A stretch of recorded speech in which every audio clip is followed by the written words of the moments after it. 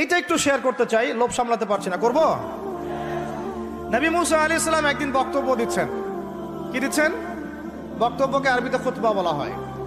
তো একজন দাঁড়িয়ে বললেন, বনু ইসরাইলদের একজন, হে ইয়া মুসা, আপনি তো চমৎকার একটা বক্তব্য দিয়েছেন, আপনার চেয়ে কোনো জ্ঞানী মানুষ কি পৃথিবীতে এখন আছে? নবী মুসা আলাইহিস সালাম বলছেন, না, আমার জানা মতে আমার চেয়ে কোনো জ্ঞানী মানুষ এখন পৃথিবীতে নাই।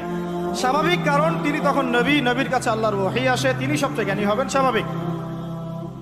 আল্লাহ রাব্বুল আলামিন বললেন, মুসা, তোমার চাইতেও জ্ঞানী আমার এক বান্দা আছে। বলেন সুবহানাল্লাহ।